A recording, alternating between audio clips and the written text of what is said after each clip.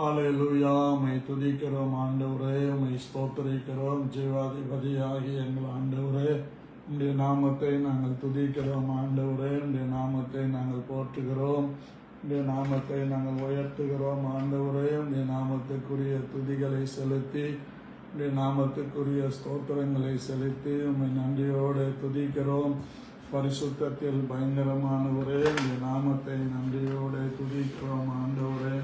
ராஜரீகம் பண்ணுகிறவரே, உடைய நாமத்தை நாங்கள் ஸ்தோத்தரிக்கிறோம். உடைய நாமம் சிறந்தது என்று துதிக்கிறோம். உடைய நாமம் பெரியது என்று உம்மை துதிக்கிறோம் ஆண்டவரே. உடைய மகா பெரிய நாமத்திற்காக ஸ்தோத்திரம் ஸ்தோத்திரம் ஸ்தோத்திரம் ஸ்தோத்திரம் ஸ்தோத்திரம். ஜீவாதிபதியே, உடைய நாமத்துக்காக ஸ்தோத்திரம் ஆண்டவரே. உடைய நாமம் மகிமையுள்ளதாய் இருக்கிறதற்காய் ஸ்தோத்திரம். இந்த நாமம் வல்லமை உள்ளதாய் இருக்கிறதற்காய் ஸ்தோத்திரம். இந்த நாமத்தை நன்றியோடு நாங்கள் துதித்து ஸ்தோத்திரிக்கிறோம். உடைய நாமத்தை நாங்கள் மகிமைப்படுத்துகிறோம். உடைய நாமத்தை நாங்கள் உயர்த்துகிறோம். உடைய நாமத்தை நாங்கள் தொழுது கொள்ளுகிறோம். உடைய நாமத்தை நாங்கள் ஆராதிக்கிறோம். உடைய நாமம் எத்தனை பெரியது என்பதை நாங்கள் ஸ்தோத்திரிக்கிறோம் ஆண்டவரே. அதிசயங்களை செய்கிறவரே, உடைய நாமத்தை நாங்கள் துதித்து, உடைய நாமத்தை நாங்கள் ஆராதித்து, உடைய நாமத்துக்குரிய சகல கனத்தையும் நாங்கள் செலுத்தி, உடைய நாமம் உயர்ந்தது என்று நாங்கள் மகிமைப்படுத்துகிறோம். மகத்துவங்களின் ராஜாவே, உம்முடைய நாமம் அதிசயமானது என்று நாங்கள் துதிக்கிறோம். உம்முடைய நாமம் மகத்துவமானது என்று ஸ்தோத்திரிக்கிறோம். இரட்சகராகி எங்கள் தேவனே, உம்முடைய நாமத்தை நாங்கள் ஆண்டவரே ஆராதித்து துதித்து ஸ்தோத்திரிக்கிறோம். உம்முடைய நாமமே சிறந்தது. உம்முடைய நாமத்தை போல ஒரு நாமம் பூமியிலே இல்லை. வானத்திலும் பூமியிலும் இருக்கிற எல்லா முழங்கால்களும் முடங்கும்படியாக உம்முடைய நாமம் உயர்ந்திருப்பதற்காக ஸ்தோத்திரம். தகப்பனே, உம்முடைய நாமத்தை அறிகிற அறிவை எங்களுக்கு தந்து, உம்முடைய நாமத்தில் நாங்கள் பலப்படவும், உடைய நாமத்திலே நாங்கள் ஸ்தோத்திரிக்கவும் நீர் எங்களுக்கு பாராட்டி இருக்கிற உடைய அனுகூலமான கிருபைகளுக்காக ஸ்தோத்திரிக்கிறோம். உடைய நாமத்தை நாங்கள் ஒருமித்து உயர்த்துகிறோம். உடைய நாமத்தை நாங்கள் போற்றுகிறோம். உடைய நாமத்தை நாங்கள் புகழுகிறோம். உடைய நாமத்தை நாங்கள் ஆராதிக்கிறோம். உடைய நாமத்தை நாங்கள் ஆண்டவரே ஸ்தோத்திரிக்கிறோம். உடைய நாமம் சிறந்தது. உடைய நாமம் உயர்ந்தது. உடைய நாமம் மகிமையுள்ளது. உடைய நாமத்தை நாங்கள் ஆண்டவரே கனப்படுத்துகிறோம். உடைய நாமத்தை நாங்கள் ஆண்டவரே ஸ்தோத்திரித்து துதிக்கிறோம். உடைய நாமம் மகத்துவம் நிறைந்தது. உடைய நாமம் வல்லமை உள்ளது. அதற்காக ஸ்தோத்திரிக்கிறோம் ஆண்டவரே. உம்முடைய நாமத்தை நாங்கள் ஆண்டவரே மகிமைப்படுத்துகிறோம். உடைய நாமத்தை நாங்கள் உயர்த்துகிறோம். உடைய நாமத்தை நாங்கள் தொழுது கொள்ளுகிறோம். உடைய நாமத்தை நாங்கள் ஆராதிக்கிறோம். உடைய நாமத்தை ஆண்டவரே மகிமைப்படுத்துகிறோம். உம்முடைய நாமம் எங்கள் வாழ்விலே ரட்சிப்பை உண்டாக்கி இருப்பதற்காய் ஸ்தோத்திரிக்கிறோம். ஹல்லேலூயா. உம்மை துதிக்கிறோம். சர்வ வல்லமையுள்ள தேவன் என்று ஆபிரகாமுக்கு வெளிப்பட்ட நாமத்திற்காய் ஸ்தோத்திரிக்கிறோம். சர்வ வல்லமையுள்ள தேவன் எங்களோடு இருக்கிறீர் என்ற நம்பிக்கையோடு உம்மை ஸ்தோத்திரிக்கிறோம்.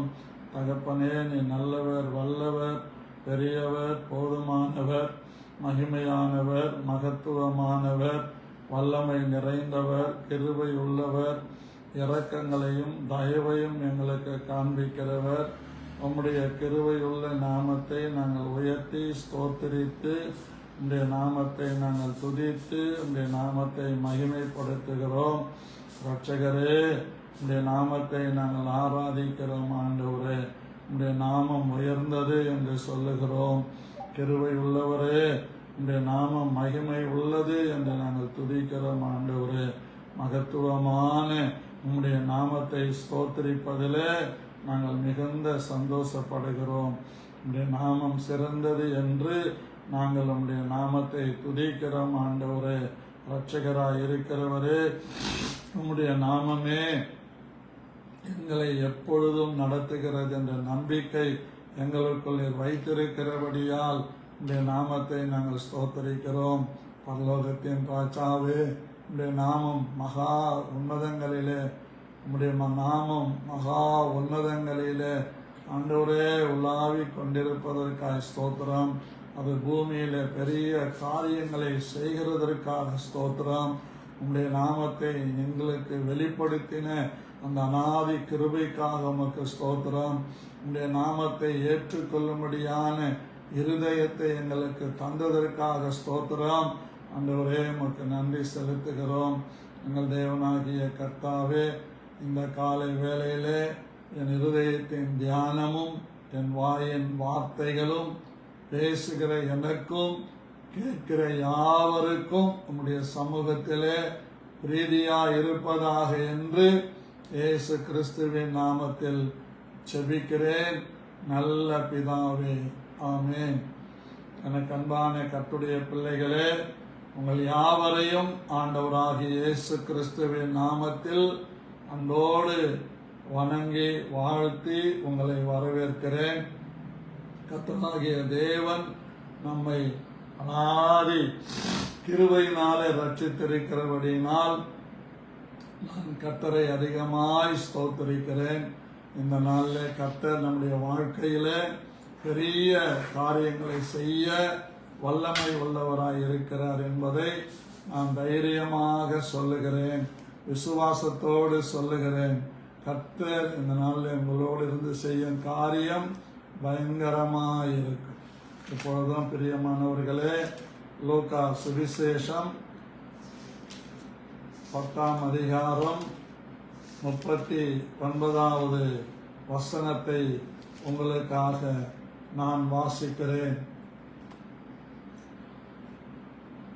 அவளுக்கு மரியாள் என்னப்பட்ட ஒரு சகோதரி இருந்தால், அவள் இயேசுவின் பாதத்தருகே உட்கார்ந்து அவருடைய வசனத்தை கேட்டு கொண்டிருந்தால், மார்த்தாளோ பற்பல வேலைகளை செய்வதில் மிகவும் வருத்தம் அடைந்து அவரிடத்தில் வந்து, ஆண்டவரே, நான் தனியே வேலை செய்யும்படி என் சகோதரி என்னை விட்டு வந்திருக்கிறதை குறித்து உமக்கு கவலை இல்லையா?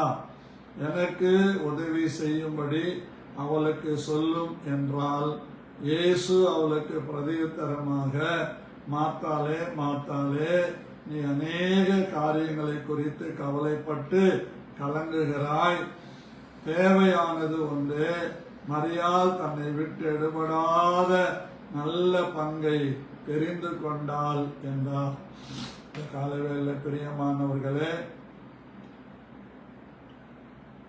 ஆண்டவரை பார்த்து நான் வேதனைப்படுவது, நான் வருத்தப்படுவது உங்களுக்கு கவலை இல்லையா என்று ஆண்டவரை பார்த்து கேட்கிறதை நாம் பார்க்கிறோம். இன்னும் கூட நம்ம அநேகர் ஆண்டவரை பார்த்து அப்படிதான் கேள்வி கேட்டுக்கொண்டிருக்கிறோம். நீங்க எங்களோடு இருந்தா என் பிள்ளைக்கு ஏன் இப்படி ஆகுது? நீர் எங்களோடு இருந்தா எங்க குடும்பத்தில் இதெல்லாம் ஏன் நடக்குது? நீங்க எங்களோடு இருந்தா எங்க வாழ்க்கையில் இப்படியெல்லாம் ஏன் நடக்குது என்று ஆண்டவரை நம்ம கேள்வி கேட்கிறோம். ஆண்டவரை கேள்வி கேட்கறதற்கு நமக்கு எந்த விதமான அதிகாரமும் கொடுக்கப்படவில்லை. இதில் நாம் முதல்ல புரிந்து கொள்ளணும். ஆண்டவரை எப்பவும் கேள்வி கேட்கவே கூடாது. ஆண்டவர் எல்லாத்தையும் நன்மைக்காக தான் அனுமதிக்கிறார் என்பதை நாம் விசுவாசிக்க வேண்டும். யோசேப்பு தன் சகோதரரை பார்த்து சொன்னார், நீங்களோ எனக்கு தீமை செய்தீர்கள், தேவனோ அதை நமக்கு நன்மையாக முடிய பண்ணினார் என்று சொல்லுகிறதை நாம் பார்க்கிறோம். ஆம், தேவன் எல்லாவற்றையும் தீமையை கூட நன்மையாக மாற்றுகிறவர் என்பதிலே நமக்கு எந்த விதமான சந்தேகமும் வேண்டாம். கர்த்தருக்கு மகிமை உண்டாவதாக. அதை நான் வாசித்த போது எனக்கு ரொம்ப ஆச்சரியமா இருந்தது. என்னைக்கு நமக்கு தீமை செய்தவங்களை நம்ம பார்த்தோம் அப்படின்னா அவங்களுக்கு ஏதாவது உடனே ஒரு தீமை நடக்கணும்னு நம்ம எதிர்பார்ப்போம். நமக்கு தீமை செய்தவங்களை ஏதாவது ஒரு தண்டனை அவங்களுக்கு வராதா, ஒரு சிக்ஷை வராதா அப்படின்னு நம்ம நினைப்போம். ஆனால் ஆண்டவர் எப்பவுமே ஒரு மெச்சூரிட்டியான ஒரு ஸ்பிரிட்டை ஆண்டவருக்கு நமக்கு தரணும். ஒரு மெச்சூரிட்டியான ஒரு அபிஷேகம் நமக்குள்ள இருக்கணும். அந்த அபிஷேகம் காலேபுக்குள்ள இருந்தது. காதேஸ் பர்னேயாவிலே போய் எல்லாவற்றையும் பார்த்து விட்டு யோசுவாவும் காலேபும் தங்களுடைய தங்கள் கையில் இருந்த தடியில அந்த நாட்டினுடைய பெரிய திராட்சை கொலை என் உயரத்துக்கு இருக்குன்னு வச்சுக்கோங்களேன். நான் 176 சென்டிமீட்டர் உயரம், அப்படின்னா 5.25 அடி இருக்குதுன்னு வச்சுக்கோங்க. அந்த உயரத்துக்கு ஒரு திராட்சை கொலைய அவங்க தூக்கிட்டு வராங்க. அவங்க 2 கையில இருந்த கோலில் அந்த தடியில மாட்டி தூக்கிட்டு வந்து வைக்கிறாங்க. எல்லாரும் ஜனங்கள்லாம் பயப்படுற மாதிரி, கலங்கி போற மாதிரி செய்தியை கொண்டு வர்றாங்க. ஆனால் காலேபு எழுந்து நின்று கைகளை அமர்த்தி, அது நல்ல தேசம், பாலும் தேனும் ஓடுகிற தேசம், அந்த தேசத்தை நாம் எளிதாக சுதந்தரித்துக் கொள்ளலாம், அந்த தேசத்தை கர்த்தர் நம்முடைய கையிலே ஒப்பு கொடுப்பார் என்று தைரியமாக காலேப் சொன்னார். அதனால்தான் ஆண்டவர் சொன்னாரு, காலேப் வேறே ஆவியை உடையவன். இன்னைக்கு நம்ம எதுக்கெடுத்தாலும் நெகட்டிவாக தான் திங்க் பண்ணுவோம். ஒரு அரசியல்வாதி கூட நெகட்டிவா திங்க் பண்றதில்லை. ஒரு எலெக்ஷன்ல நிக்கிறான்னா எப்படியாவது ஜெயிச்சிருவேன், யார் என்ன சொன்னாலும், எத்தனை கருத்து கணிப்புகள் சொன்னாலும் அவங்க கான்பிடென்டா இருக்கிறாங்க. நாங்க ஜெயிச்சிருவோம், இத்தனை சீட்டு எங்களுக்கு கிடைச்சிரும், இத்தனை சீட்டுல நாங்க பிடிச்சிருவோம், நாங்க ஆட்சி அமைப்போம் அப்படின்னு அவங்க பாசிட்டிவா தான் திங்க் பண்றாங்க. ஆனா கர்த்தருடைய பிள்ளைகளாகி நாம் எப்பவுமே நெகட்டிவா தான் பேசுவோம், பாசிட்டிவா பேசவே மாட்டோம். அந்த பாசிட்டிவாய் பேசுகிற ஒரு ஹார்ட் நமக்கு தேவைன்னு ஜெபிக்கலாம். எப்பவுமே ஆபத்தான ஒருத்தர் சொல்றாங்கன்னா ஐயோ அப்படியா அப்படின்னும். அந்த ஐயோ அப்படிங்கிறது 2 காரியங்களை குறிக்கிறது. ஒன்று முடித்து விடுகிற கிரியை காட்டுகிறது, இன்னொன்று முடிஞ்சிடும் அப்படிங்கிற ஒரு பயத்தை உண்டாக்குகிறது. ஆகவே எல்லாத்துக்கும் ஐயோ சொல்லவே கூடாது. அப்படியோ அப்படின்னு வாயை பழப்பாங்க. ஆச்சரியமான காரியங்களை செய்கிற தேவனை நம்பிக்கொண்டிருக்கிற நாம், அனுகூலமான காரியங்களை நமக்கு கொடுக்கிற தேவனை நம்பிக்கொண்டிருக்கிற நாம், நம்மை சரியான பாதைகளில் நடத்துகிற தேவனை நம்பிக்கொண்டிருக்கிற நாம், அவருக்கு முன்பாக வந்து உட்கார்ந்து அவரை தேடுகிற நாம், அவர் மேல நம்பிக்கை வைத்து வேதத்தை வாசிக்கிற நாம், ஜெபிக்கிற நாம் எப்பவுமே ஒன்ன சிந்திக்கணும். கர்த்தர் நமக்கு ஒன்றையும் நெகட்டிவாக செய்ய மாட்டார், பாசிட்டிவாக தான் செய்வார். ஆண்டவர் எப்பவுமே நமக்கு எதிர்மறையான காரியங்களை செய்ய மாட்டார், நேர்மறையான காரியங்களை செய்வார். எத்தனை பேர் ஆமேன் சொல்ல போறீங்க? ஆமேன். ஆகவே எது நடந்தாலும், நான் அந்த சர்ச்சு பிரதிஷ்டைக்கு முன்னாடி எலெக்ஷன் வந்தது, போட்டு வந்துட்டேன். எங்க மனைவி சொன்னாங்க, எங்க அண்ணனை போய் கூட்டிகிட்டு வாங்க, இந்த வேலையை பாருங்க. இல்லாம அவரே வந்துருவாருன்னு சொன்ன, கேட்கல. போய் கூட்டிக்கிட்டு வர்றதுக்கு நான் போனேன். போகும்போது அந்த கோயில்கிட்ட நின்று கிராஸ் பண்ணி நின்னேன்.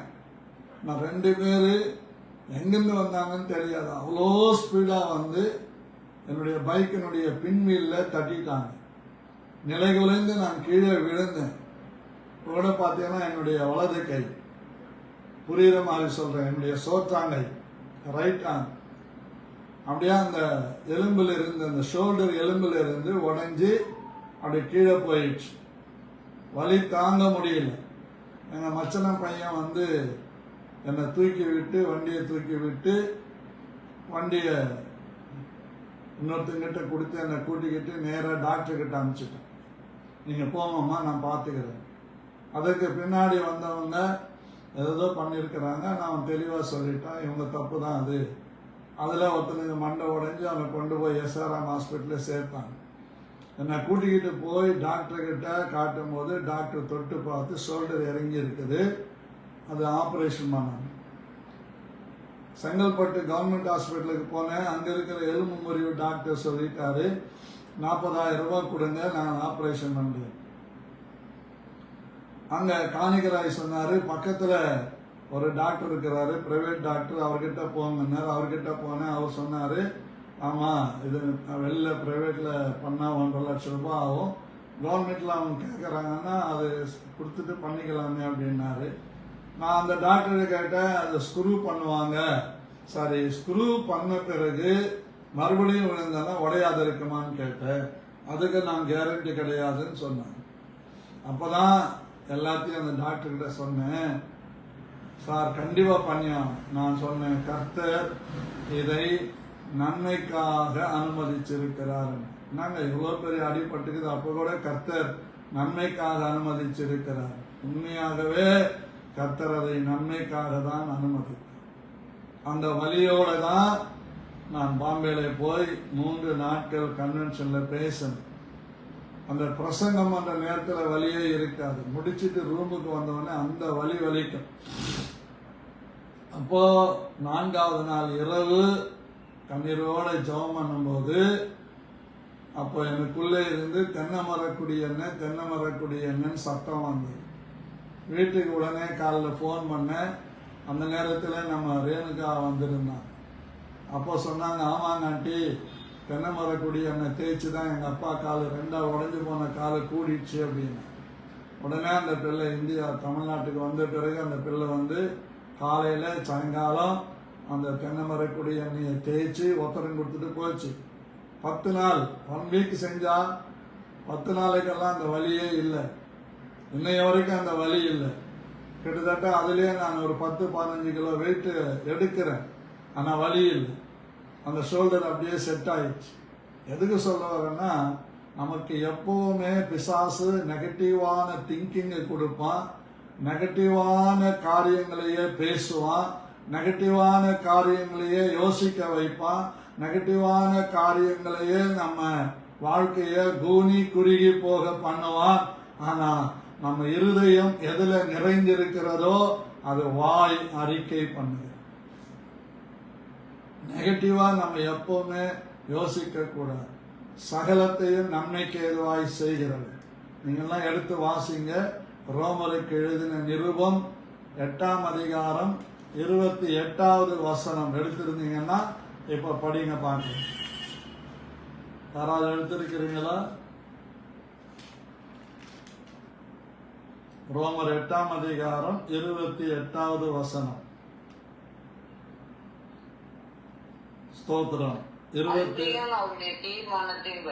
அன்றியும் அவருடைய தீர்மானத்தின்படி அழைக்கப்பட்டவர்களாய், இதுதான் அன்றைன் மணிகம், அவருடைய தீர்மானத்தின்படி நீங்களும் நானும் அழைக்கப்பட்டிருக்கிறோம்.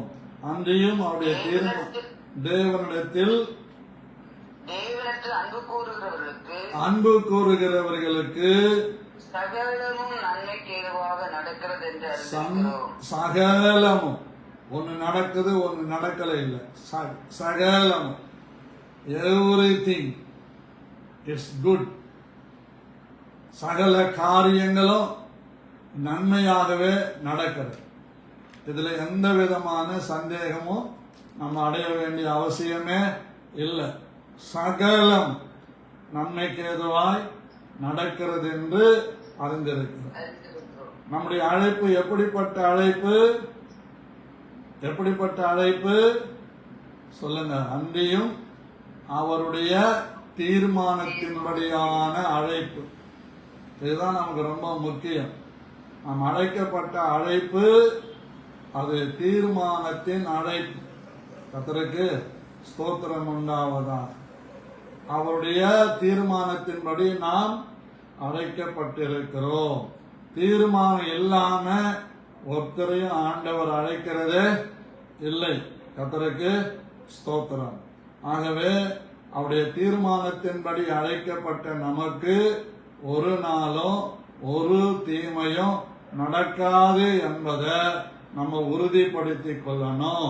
ஆமென் சொல்லுவீங்களா? மகிழ்ச்சியா சொல்லுவீங்களா? உற்சாகமா சொல்லுவீங்களா? அந்த 27வது வசனம் பாருங்க. ஆவியானவர் தேவனுடைய சித்தத்தின்படியே பரிசுத்தவான்களுக்காக வேண்டுதல் செய்கிறபடியால் இருதயங்களை ஆராய்ந்து பார்க்கிறவர் ஆவியின் சிந்தை என்னதென்று அறிவார். அப்படி சொல்லிட்டு தான் சொல்றாரு. அன்றியும் அப்படி இருக்கிறபடியினால், அப்படி தேவன் நம்மை பரிசுத்தமா ஆக்கினபடியினால், அவருடைய ரத்தத்தினாலே நாம் சுத்திகரிக்கப்பட்டபடியினால், அவருடைய ரத்தத்திற்கும் அவருடைய மாம்சத்திற்கும் சொந்தக்காரர்களாகிய நமக்கு அவருடைய தீர்மானத்தின்படி அழைக்கப்பட்டிருக்கிறோம். அல்லேலூயா, ஸ்தோத்திரம். அது இங்கிலீஷ்ல ரொம்ப அருமையா சொல்லுது பாருங்க. And we know that all things work together for good of them that love God, to them who are the called according to His purpose. பாருங்க, the called according to His purpose. அவருக்குள்ள ஒரு purpose இருக்குது. அந்த பர்பஸை நமக்கு நிறைவேற்றும்படி நம்மை அழைத்திருக்கிறார். அது எப்படிப்பட்ட பர்பஸ் பாருங்க. that all things work together for good to them that love God. நம்மிடத்திலே அன்பு கூறுகிற அந்த தேவன் எல்லா பர்பஸை நமக்குள்ள நிறைவேற்றும்படிதான் நமக்கு தீமையை நன்மையாக மாற்றுகிறார். ஆமென் சொல்லலாமா? அல்லேலூயா சொல்லலாமா? உற்சாகமா சொல்லலாமா? பாருங்க என்ன அருமையான காரியம்.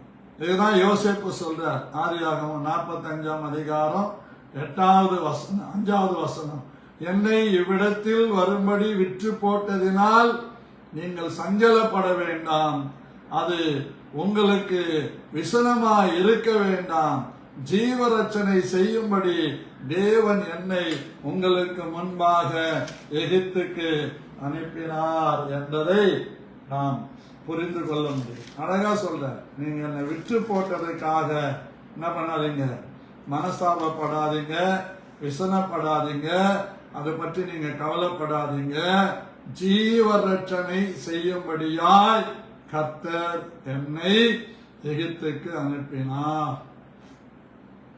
ஐயோ, என் தம்பிங்களை விற்று போட்டுட்டுமே நீங்க சங்கடப்படாதீங்க. எல்லாத்தையும் அவருடைய தீர்மானத்தின்படி அழைக்கப்பட்டவர்களுக்கு தீமையை கூட நன்மையாய் மாற்றுகிற தேவன், அற்புதங்களை செய்கிற தேவன். என்னை இவ்விடத்திற்கு அனுப்பின முதல் நோக்கம் ஜீவரட்சனை செய்வதற்காக. 7 வருஷம் பஞ்சம், 7 வருஷம் நல்ல விளைச்சல். அந்த 7 வருஷத்துடைய விளைச்சலை ஆண்டவர் செய்யும்படிக்கு என்னை இந்த இடத்துக்கு அனுப்பினார். அதை சேர்த்து வச்சு இந்த தேசத்துக்கு மாத்திரம் இல்ல, சுற்றிலும் இருக்கிற தேசங்களுக்கும் உணவு கொடுக்கும்படியாக அபிஷேகம் பண்ணப்பட்டு அழைக்கப்பட்ட என்ன கர்த்தர் இந்த இடத்துக்கு அனுப்பினார். நான் ஜீவரட்சனை செய்யும்படியாய் எகிப்திற்கு தேவனால் அனுப்பப்பட்டேன். ஆகையால் நீங்கள் ஒன்றும் சிந்திக்க வேண்டாம், கவலைப்பட வேண்டாம், व्यसனப்பட வேண்டாம், கண்ணீர் வடிக்க வேண்டாம். ஆகவே மகிழ்ச்சியா இருங்கள் என்று பாசிட்டிவாய் பேசுகிற மனுஷன் தன் சகோதரரை தேற்றுவான், தாய் தகப்பனை தேற்றுவான், குடும்பங்களை தேற்றுவான், சபையை தேற்றுவான்.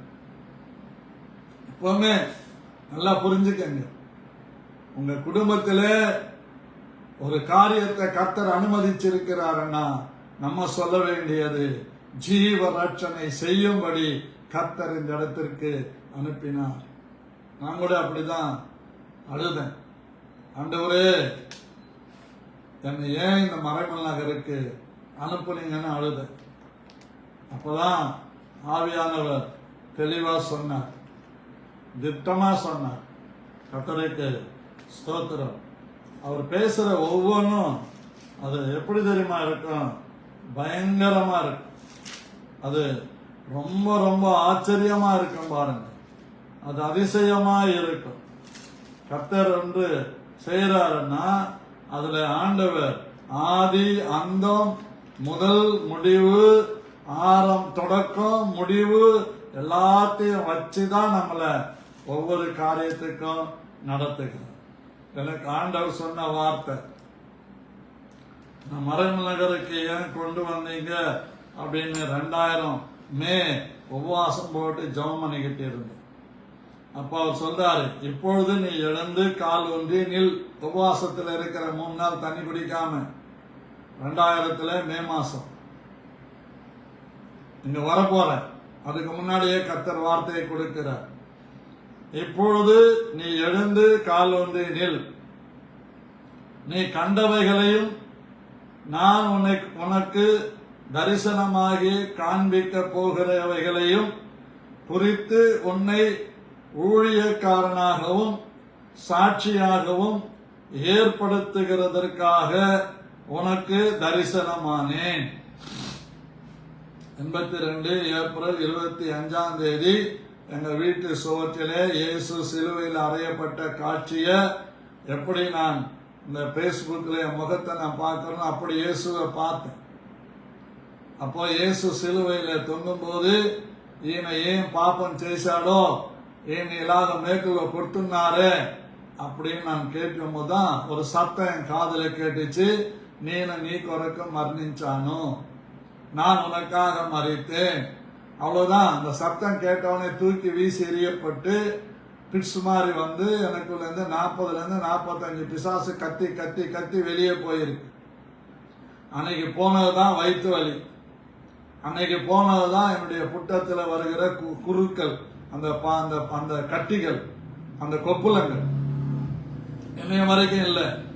கொரோனா வந்தது, ஜுரம் வருது, தலைவலி வருது, எல்லாம் வருது. ஆனா அந்த வயிற்று வலி எங்க போச்சுன்னே தெரியல. இப்ப கூட வருஷத்துக்கு ஒரு முறை நாங்க சுந்தரம் பவுண்டேஷன்ல போயிட்டு மெடிக்கல் செக்அப் பண்ணுவோம். அப்போ அந்த அல்ட்ரா சவுண்ட் ஸ்கேன் எடுக்கும்போது அந்த அம்மா கேட்பாங்க, அந்த ஜீரண பையில ஏதோ ஒரு ப்ராப்ளம் இருக்குதுன்னுவாங்க. அது இயேசு கிறிஸ்து வச்ச ப்ராப்ளம், அத ஆண்டவர் எனக்கு கோல்டு மெடலா வச்சிருக்கிறாரு, எனக்கு கொழுப்பு டைப் அடிக்காதபடிக்கு. ஆனா அதனால எனக்கு எந்த பாதிப்பும் இல்லை. நான் 40 நாள் பாஸ்டிங் இருக்கிறேன், 3 நாள் பாஸ்டிங் இருக்கிறேன். ஆனா இப்போ கொஞ்ச காலமா நைட்ல நான் சாப்பிட்றது இல்லை, அப்படியே ஜெபம் பண்ணிட்டு தான் இருக்கிறேன். ஆனா ஒன்னும் ஆகல அப்படின்னு. பாருங்க, இத்தனை வருஷமா 45 வருஷமா கிட்டத்தட்ட வாந்தி ஆகல, பேதி ஆகல, பர்ஃபெக்டா வச்சிருக்கிறார். எந்த சாப்பாடு சாப்பிட்டாலும் கரெக்டா ஜீரணம் ஆயிடும். அஜீரணம் ஆச்சுன்ற பேச்சே கிடையாது. அது ஆண்டவர் கொடுக்கிற சுகம். அப்படி பாருங்க, இவ்வளவு காரியங்களை செய்யறார். தரிசனமானே உன் சுய ஜனத்தாரிடத்தில் நின்றும் அந்நிய ஜனத்தாரிடத்திலிருந்து உன்னை விடுதலையாக்கும். ஆண்டவர் சொன்னார், உன் சொந்த வீட்டில இருந்து இந்த அரப்பாணத்துல நீ சங்கடப்பட்டு இருக்கிறிய இந்த ஜனங்களிடத்தில் இருந்து உன்னை விடுதலை ஆக்கிட்டேன் சொல்லிட்டார். தெளிவா சொல்லிட்டேன்னு சொன்னாரு. அவர்கள் என்னை பற்றும் விசுவாசத்தினால். யார் ஆண்டவரே அவர்கள் அப்படின்னும் போது ஆண்டவர் சொன்னார், MM நகர்னு எழுதுனார். அப்படின்னா மறைமலை நகர். அப்ப எழுதுன. அப்ப சொல்றாரு ஆண்டவரே, விசுவாசத்தினாலே பாவ மன்னிப்பையும் பரிசுத்தமாக்கப்பட்டவர்களுக்குரிய சுதந்திரத்தையும் பெற்றுக் கொள்ளும்படியாக அவர்கள் இருளை விட்டு ஒளிநிலத்திற்கும் சாத்தானுடைய அதிகாரத்தை விட்டு தேவனிடத்திற்கும் திரும்பும்படிக்கு நீ அவர்களுடைய கண்களை திறக்கும் பொருட்டு இப்பொழுது உன்னை அவர்களிடத்திற்கு அனுப்புகிறேன் என்றார். அழகா சொல்ற.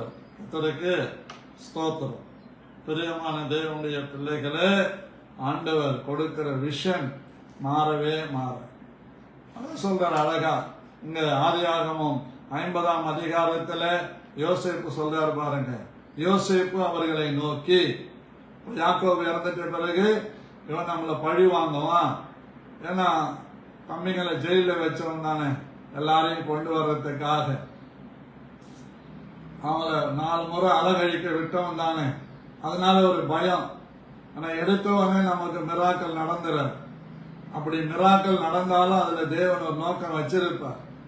அப்படி பாத்தீங்கன்னா பீச்சில் பாலியாங்கிசம் மீட்டிங்ல நடந்த மிராக்கல்களுக்கு அளவே இல்லை.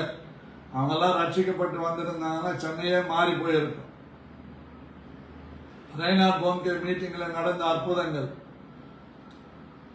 ஜீசஸ் கால்ஸ் அண்ணன் டிஜிஎஸ் கூட்டங்கள்ல நடந்த அற்புதங்கள், அண்ணன் ஜீவானந்தம் கூட்டங்கள்ல நடந்த அற்புதங்கள், இப்படி அற்புதங்கள் நிறைய நடக்குது.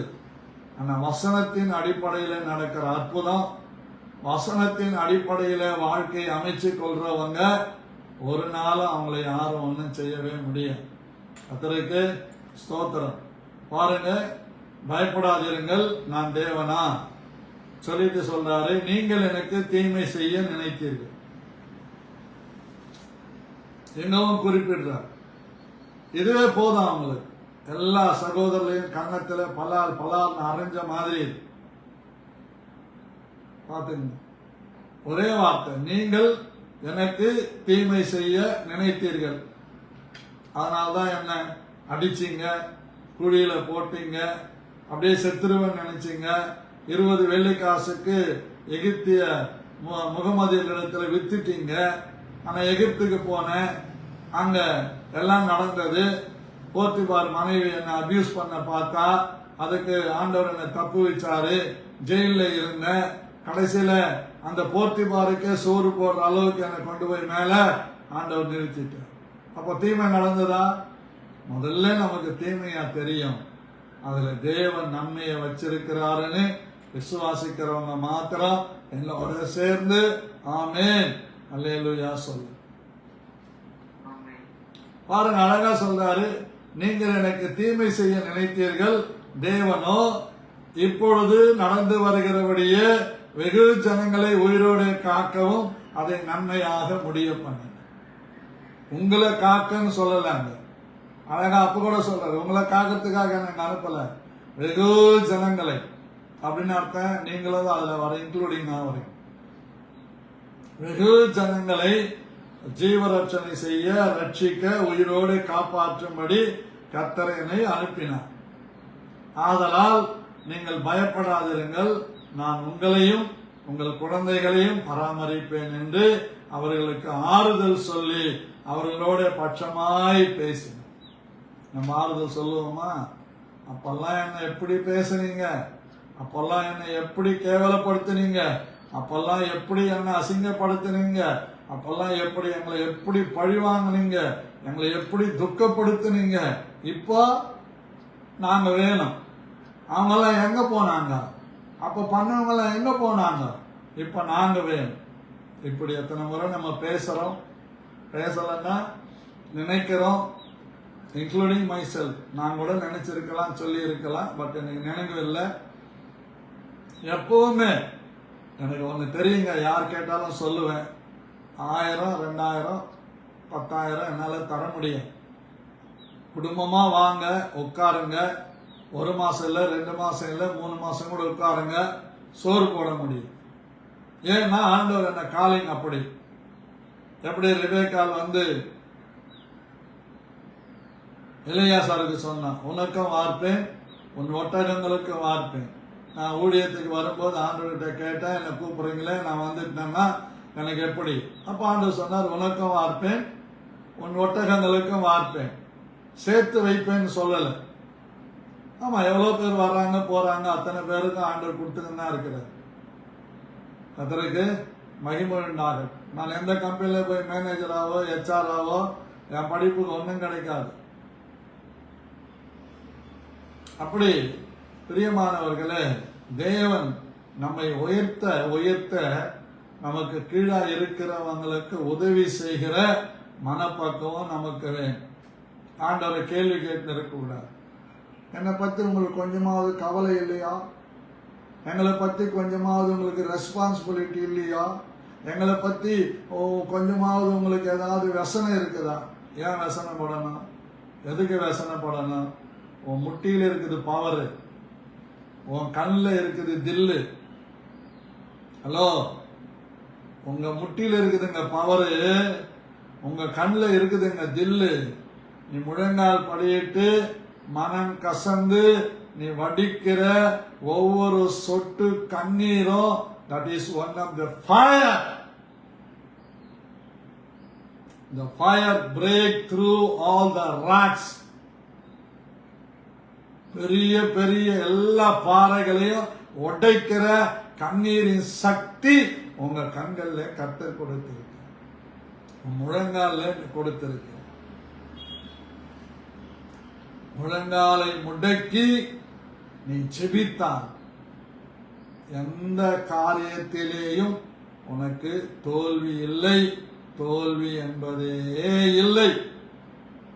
நிறைய பேரை பார்க்கிறேன், இந்த ராபோஜன் தண்ணிக்கு தான் முழங்கால் படி எடுத்துங்க. மற்ற நேரத்துல எல்லாம் அப்படியே சேர்ல உட்காந்துங்கன்னு ஏதோ வயசானவங்க முடியாதுன்னு ஓகே. சின்ன பிள்ளைங்க கூட சேர்ல உட்காந்துக்கிட்டு முட்டி போடாம ஆராதனை என்ன அப்படியே முழங்கால நிக்கணும் முடிகிற வரைக்கும். சரி, இப்படிதான் உட்கார்ந்து இருப்பாங்களே, நிக்க வச்சாவது நடத்தலான்னு பார்த்தா 10 நிமிஷத்துக்கு மேல நிக்க முடியல, கால் வலி. அப்ப எப்படிதான்? அதனாலதான் கர்த்தர் உங்களை கொண்டு போய் கம்பெனியில உட்காரத்துக்கு சீட்டு கூட கொடுக்காம மணிக்கணக்கா நிக்க வைக்கிறான். சபையில நின்று ஆராதனை பண்ணீங்கன்னா கர்த்தர் கம்பெனியில் அவனுக்கு சேர் கொடுத்து உட்கார வைப்பார். உட்கார்ந்துனே வேலை செய்ய முடியும். என்னவோ தெரியல, என் ஜபம் நிறைய ஜபம் பண்ணுவேன் இந்த கம்பெனில. அதாவது மாற்றுத்திறனாளிகளா இருக்கிறவங்களுக்கு கவர்மெண்ட் ஆர்டர் போடணும் அவங்க உட்கார்ந்து வேலை செய்யறதுக்கு. அது 2 வாரம் ஜெபிச்சேன். 3வது வாரம் மு.க. ஸ்டாலின் ஆர்டர் போடுறார், எல்லா கம்பெனிலையும் மாற்றுத்திறனாளிகளுக்கு உட்கார்ந்து வேலை செய்கிற சேர் கொடுக்கணும், வீல் சேர் கொடுக்கணும் கம்பெனில. எவ்வளவு அருமையான காரியம். ஒரு முதலமைச்சருக்கு கூட கிரியை நடக்குது. நம்ம அப்படியே நிக்க சொன்னா ஒரு அரை மணி நேரம் ஜபத்துல நிக்க முடியல, 1/4 மணி நேரம் நிக்க முடியல.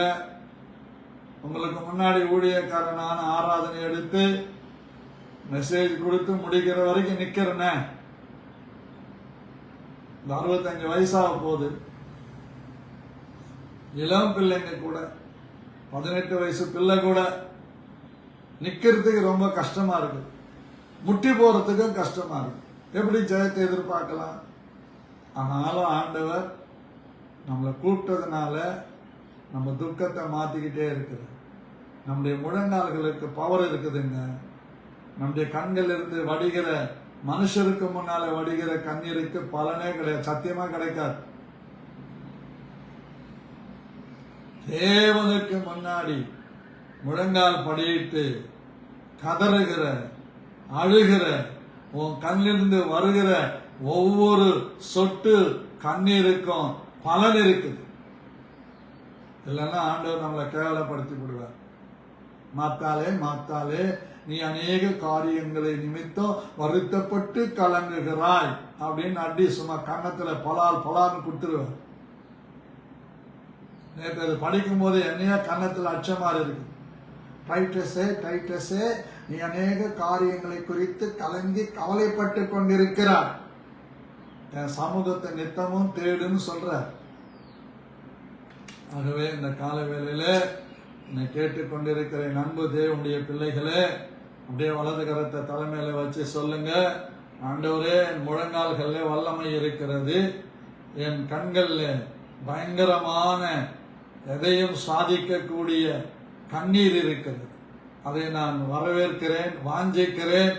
நான் முழங்கால நின்று கண்ணீரோடு ஜெபிக்கிற ஜெப வரம் கிருபை தாரும் என்று கெஞ்சுகிறேன். ஆமென். முடிஞ்சா என்னோட சேர்ந்து பாடுங்க. ஸ்தோத்திர ஜெபத்தினா பெருகுதே கிருபை ஸ்தோத்திர ஜெபத்தினார் பெருகுதே கிருபை.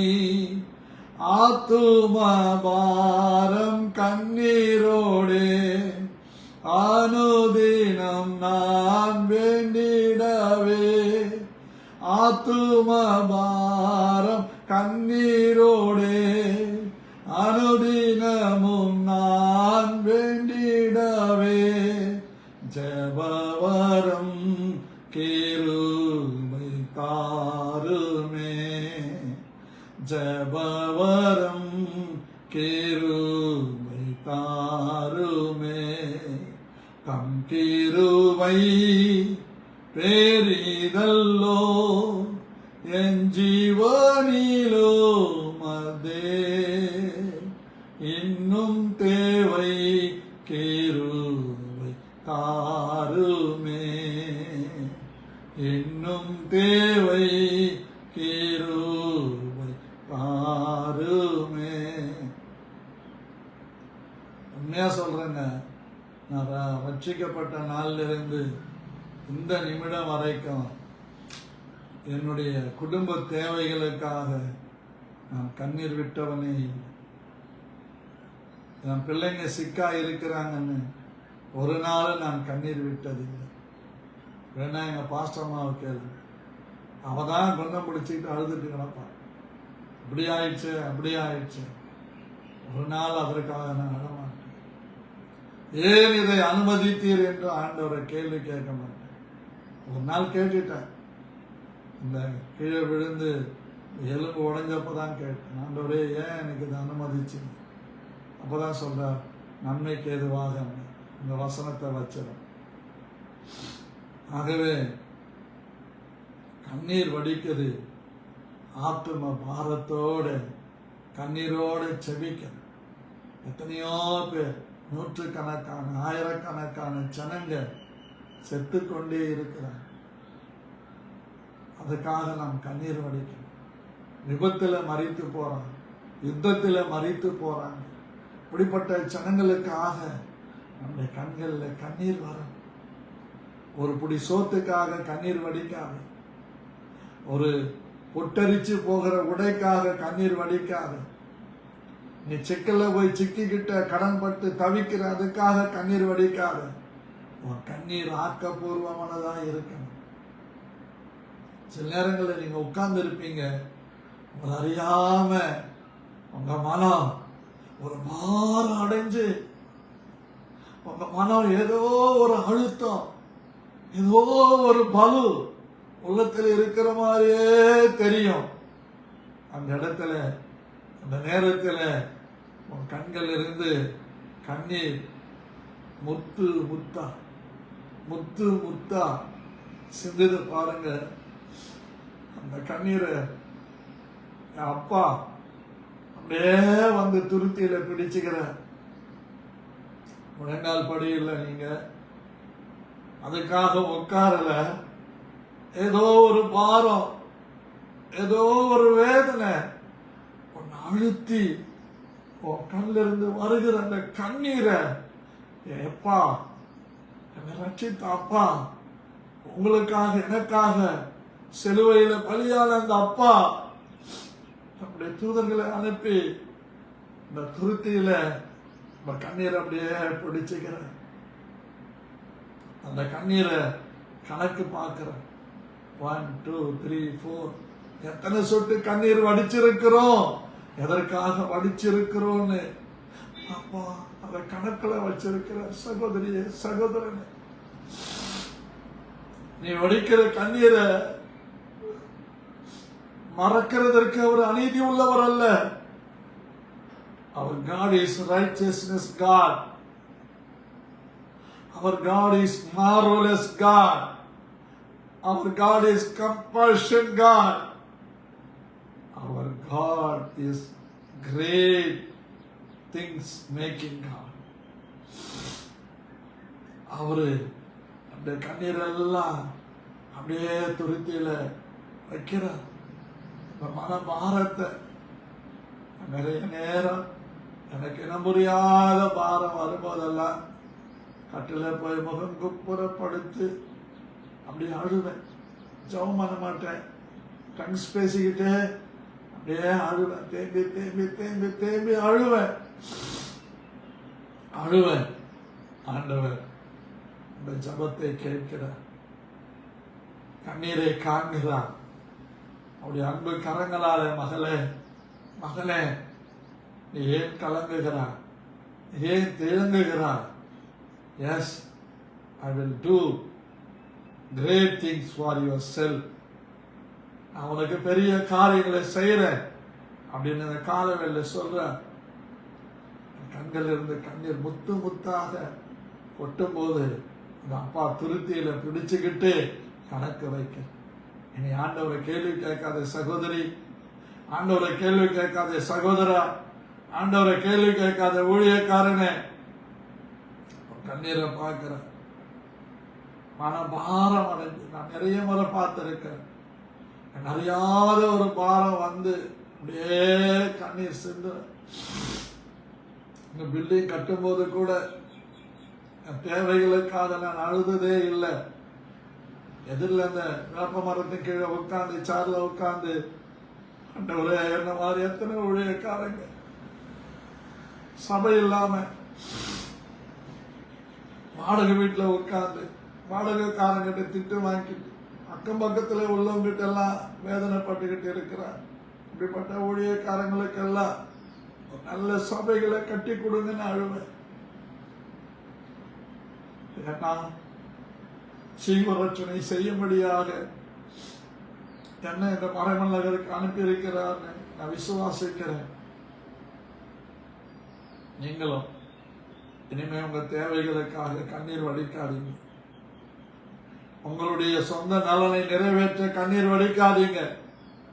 புருஷன் இது சொன்னா அது சொன்னான்னு கண்ணீர் வடிக்காதீங்க. மனைவி ஏசிட்டா அப்படின்னா கண்ணீர் வடிக்காதீங்க. அந்த கண்ணீர்ல நியாயம் இருக்குமானால் நிச்சயமாக பதில் வரும். எப்படிப்பட்ட பதில்? ஒரு சூப்பர் நேச்சர் பதில் வரும். Yes. How is answer? That answer is supernatural power. இயற்கைக்கு அப்பாற்பட்ட அற்புதங்கள் நடக்கும். ஏன் இதை அனுமதிச்சீங்கன்னு யாரையும் கேட்காதீங்க, யாருக்கிட்டையும் சொல்லாதீங்க. மனுஷக்கிட்ட போய் நின்று அழுகிறத நிறுத்துங்க பிரியமானவர்களே. முழங்கால நில்லுங்க.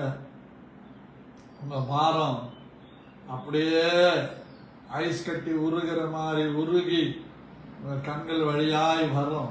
கர்த்தர் துருத்தியில பிடித்து கொள்ளுவார்.